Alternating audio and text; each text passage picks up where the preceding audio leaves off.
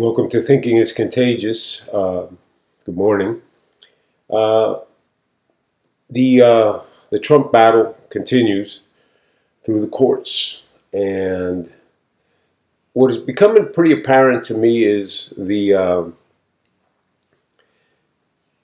courts, the lower courts, obviously have shown absolutely no willingness to tackle any of the evidence, the mounting evidence that the Trump team has presented, continues to present. They're kicking this hot potato out of their realm and washing their hands, pulling a Pontius Pilate on this. I think that the Texas Attorney General lawsuit is now what is in play with the Supreme Court. The United States Supreme Court. They have placed it on the docket, which is a huge positive. And my expectation on that is obviously, I don't think you're going to get, no, I know you're not going to get a Supreme Court saying the election's overturned in those states, or has to be redone, or it's not valid. I don't think he's going to say that. I think that the Supreme Court's job is to interpret the Constitution, implement the intent of the Founding Fathers, and follow constitutional law. And I think in doing so, the result will be states. We have found in this testimony, in this evidence, reasons to have questions. But ultimately, as per the Constitution, this is an issue for the state legislators, and this is an issue for those legislators to decide. And in doing via the electoral college votes that each state represents, it'll be up to you guys to handle how you want to address these these voting inconsistencies. I think that that's your path, and I think that if done with fairness and an intent to get to the bottom of this, and based on the science, which the liberals love to use, the science, based on the science, the mathematical inconsistencies, the logistical inconsistencies, and just the mathematics behind the entire process. When you consider the increase in mail-in voting tenfold in these swing states, many of these swing states, and then the rejection rate, which you saw on mail-in voting 2016 versus the rejection rate on 2020, and the rejection being because of issues, signatures, invalid votes, people who are not eligible to vote, that type of thing. The rejection rate in 2016 was 4%, or today in 2020 was less than 0.5%. So you're talking about 20 times more rejection rate in 2016 than 2020, when you have way more votes. So you in effect, even keeping the status quo of what the rejection rate was in 2016, you've got millions of votes in question, millions. So I think that there's a lot there. I think this United States Supreme Court will throw this back at the state legislators, and I think the state legislators are going to have to show some gumption, grow a pair, and take this overwhelming mathematical, statistical evidence of wrongdoing, along with the behavior towards the protectionism exhibited towards the Dominion machines, the lack of transparency with the Dominion machines, I think all those things put together give Donald Trump a fighting chance. I think December 14th is an artificial deadline, as witnessed by Gore v. Bush. And I think that till Inauguration Day, this thing is going to stay up in the air. And I think Trump has a fighting chance here. I do want to speak about something Michael Flynn, General Michael Flynn. I heard him this morning on Maria Bartiromo. And no matter what anyone says, you hear this man speak. First of all, his record. A decorated. Lifted himself up by the bootstraps from the bottom to the top to a decorated general. A man of integrity and a man of no nonsense. And you hear him speak, and there is no doubt he's a United States. He's an American patriot who was railroaded by Obama because basically they knew Flynn. By the way, Obama, he served in the Obama administration. One of the people that Obama told Trump to look out for was Kim Jong-un of North Korea and Michael Flynn. So that tells you right there that the problem with Michael Flynn, the fear of Obama, Biden with Michael Flynn, was that he knew too much. He would be able to expose their dirty little secrets.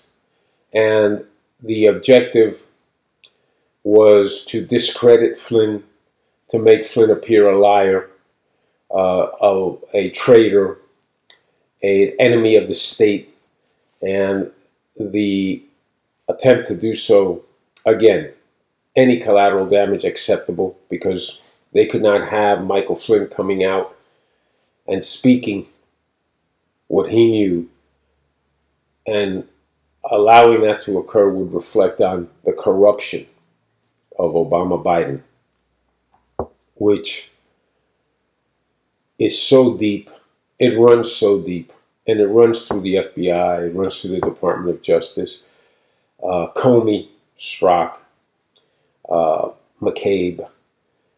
It's just disgraceful, lying behavior, and willing to take a man like General Flynn, served his country, a patriot, and destroy him, discredit him, force him to plead guilty to a crime he did not commit. And he said this on TV this morning because they threatened to bring his son into this and his family into this. This is what you see in mafia movies, okay? And that's what we're dealing with here. That's the Department of Justice that we're dealing with here. That's the FBI that we're dealing with here. That is intelligence agencies, many intelligence agencies, the upper level of these agencies that we're dealing with here. And make no mistake about it, when you allow the unlawful wiretap of Carter Page, when you allow the undermining of the Trump administration, spying on the Trump administration, creating false dossiers, lying with FISA warrants, all in an attempt to discredit the Trump administration, including Flynn. This is all an attack, a full-force attack on the 2016 election. They were caught with their pants down in 2016. Otherwise, they would have used the same attack that they used in 2020 with this election fraud. They thought there was no shot. They believed the polls that Trump had no shot. They thought they could win that clean.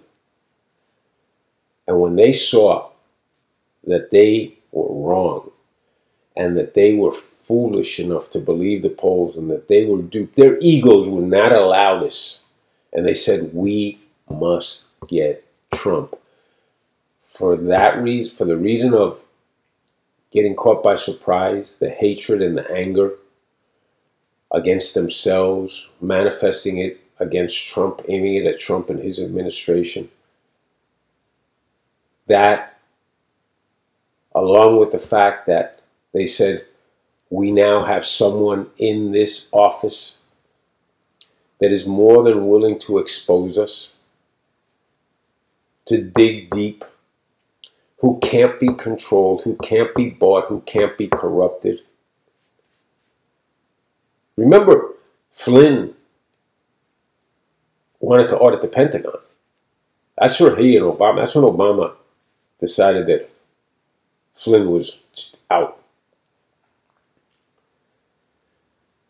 Flynn had questions. Flynn wanted to know where the money was going, who was getting paid what.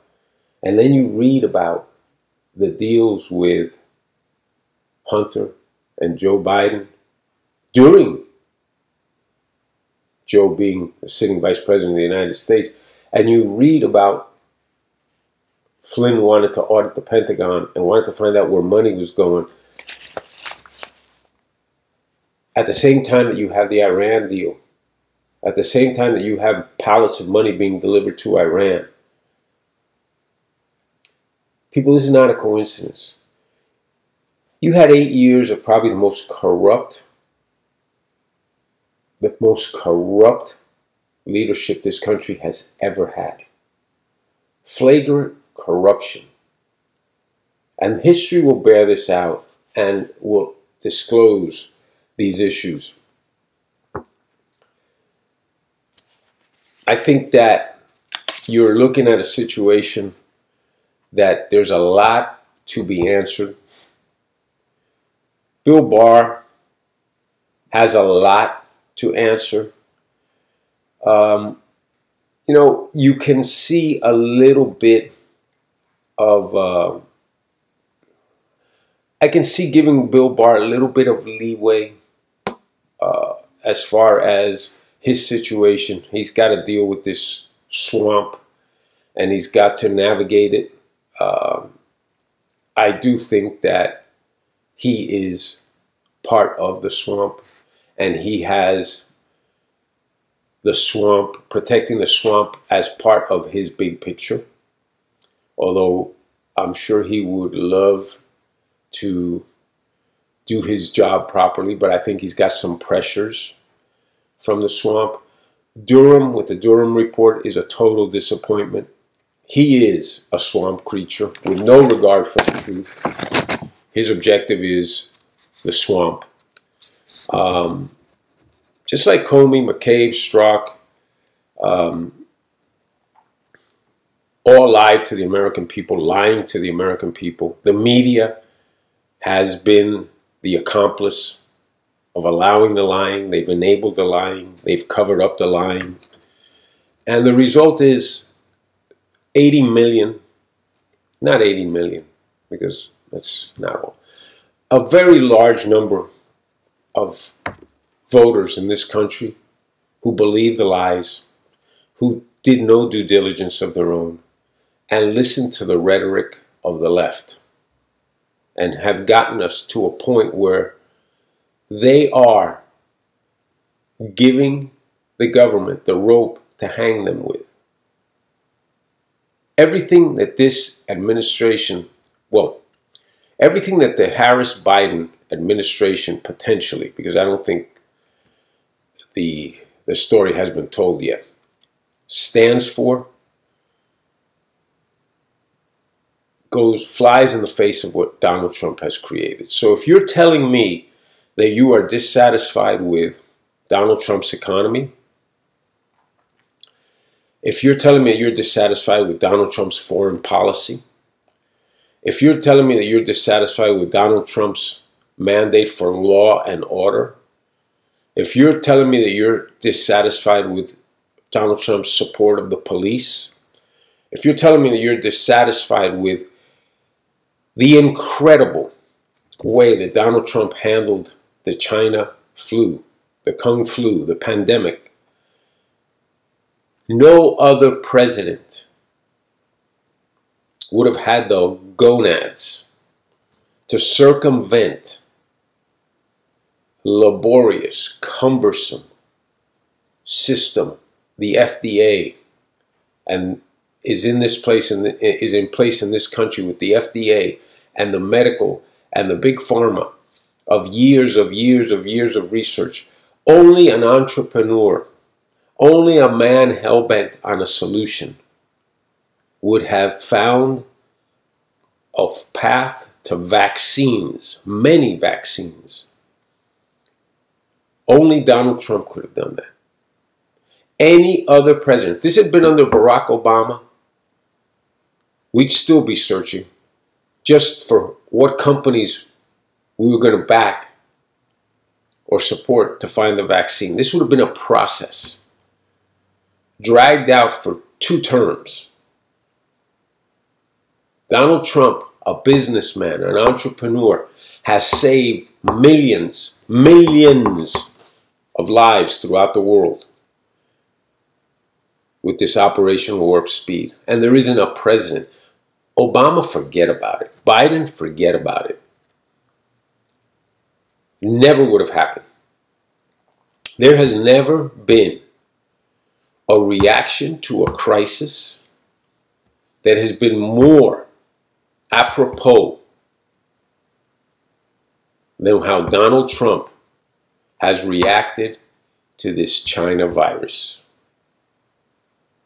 In the face of hatred, antagonism, fighting him at every turn, all for the sake of protecting the secrets of the swamp and its dwellers. Make no mistake about it. History, when it is open, the books of history are open and written and open. What will be found out about Obama-Biden administration, the corruption, will be grounds of treason. This has been a debacle.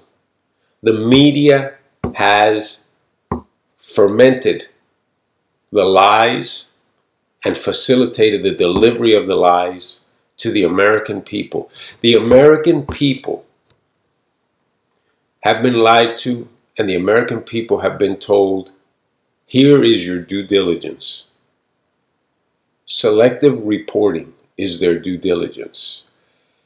You still, to this moment, go on any of the search engines and try to find something about voter fraud investigations. All you read is that there's no evidence and there's no facts. That's all you read. Dig in. Listen. There is testimony. There are people testifying under a potential penalty of perjury and prison time. There are hundreds of people testifying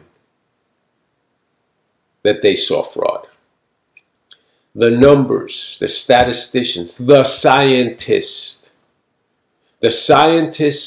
behind voting, behind polls, the people who project, the same people that we take their word as gospel about global warming and ocean sea level rises and when it's going to occur and how much time we have and the mathematical equations to get there. Those same people are telling you when they look at the data, the analytics, the logistics, the delivery of the votes, when they're counted and how things occurred, that there are systemic breakdowns and that make the result as we know it today to be mathematical improbability.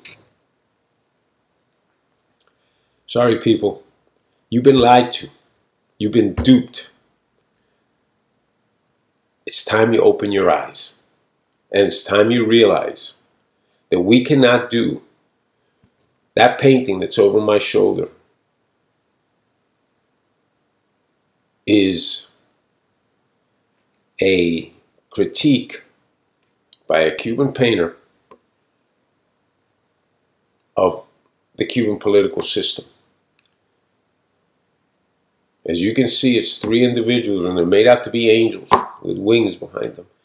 And those three are sitting on a dock, cross-legged, or on a pier, or on a wall, whatever you want to say. One has their hands over their mouth, one has their hands over their eyes, and one has their hands over their ears. See no evil, hear no evil, speak no evil. Accountability is what is needed in this country. You cannot mute the masses forever. No matter how much the media tries, the truth will come out. And when it does, shame and disgrace will come to many who today feel themselves empowered, who today feel themselves as royalty, as American elites. But the truth will come out. It is in the process of coming out. And we cannot do anything but support President Donald Trump as he continues this push to save America, to save democracy, and to save what has given us the right to speak our minds in the face of adversity and in the face of those who seek to silence us. Keep pushing, don't give up, and don't ever believe the lies of the left. Thank you, and have a good day.